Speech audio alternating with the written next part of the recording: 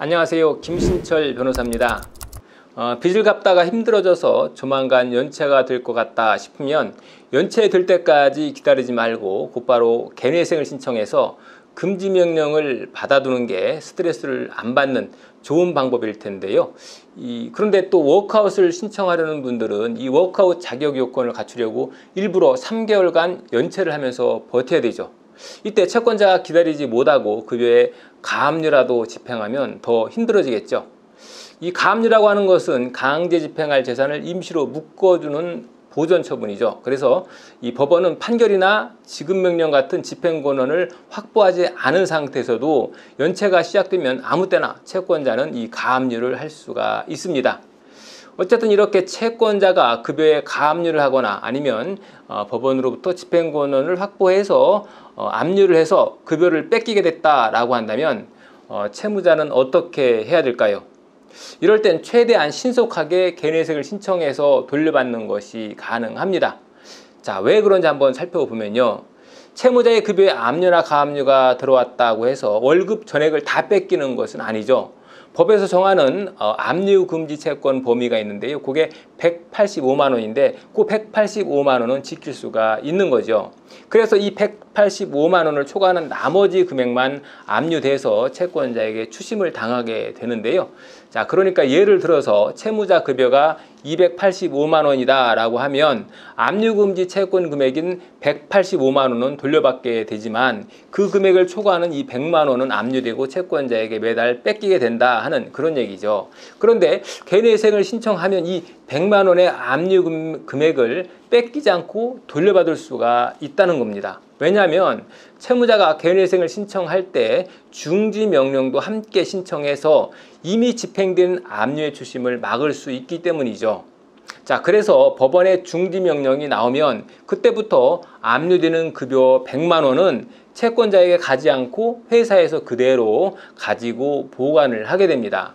그리고 이 보관된 급여는 계속해서 적립이 되겠죠. 자, 이 적립이 언제까지 모아지게 되느냐 하면 개인회생 변제 계획안이 법원에서 인가결정을 받을 때까지 그때까지 적립이 되는 거죠. 그리고 인가결정이 나면 그 압류된 돈은 적립된 돈은 채무자가 회수할 수 있게 되는 겁니다. 자, 왜냐하면 개인회생 인가결정이 났을 때 채권의 집행력이 그날로 효력을 잃기 때문이죠.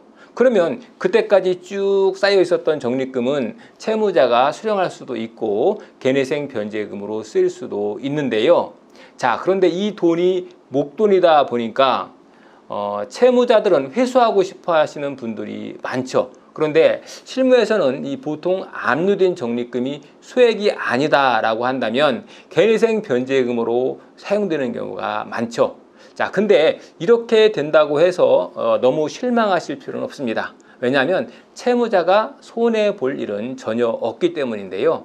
왜냐하면 법원의 권고에 따라서 압류된 적립금을 개인회생 변제금으로 납부하게 되면 채무자가 갚아야 될 장래 변제 금액이 그만큼 줄어들기 때문이죠. 그래서 만약에 채무자가 개인회생 변제금으로 한 달에 100만 원씩 해서 36개월간 납부하는 것으로 인가결정을 받은 상태다라고 한다면 이 채무자는 36개월 동안 총 3,600만 원을 갚아야 면책을 받게 되겠죠. 그런데 만약에 이 채무자가 압류나 가압류로 매월 100만 원씩 급여가 쌓여왔다가 이게 10개월간 쌓여서 그 10개월 후에 인가결정이 났다라고 한다면 100만 원씩 총 10개월간 합계 금액이 1,000만 원이 압류 적립금으로 쌓여 있었겠죠. 이때 이 압류 적립금 1,000만 원을 첫 번째 변제하는 날에 변제금으로 투입시켜 버리면 이제 남은 기간 35개월 동안은 3,600만 원에서 1,000만 원을 뺀 2,600만 원만 갚으면 된다는 겁니다. 그러면 채무자는 2,600만 원을 35개월로 나눈 한 달에 75만 원씩만 갚으면 되는 거죠. 원래는 매월 100만 원씩 갚아 나가야 했던 것이 매월 25만 원 정도 줄어드니까 채무자 입장에서 봤을 때는 급여에 압류를 당했을 때 곧바로 개인회생을 신청하는 것이 오히려 전화위복이 되었다라고 하는 그런 거죠. 오늘은 개인회생 신청에 앞서 급여의 압류 및 추심명령이나 정부 명령이 들어온 경우에도 급여를 뺏기지 않고 돌려받는 방법에 대해서 알아봤습니다. 김신철 변호사였습니다. 감사합니다.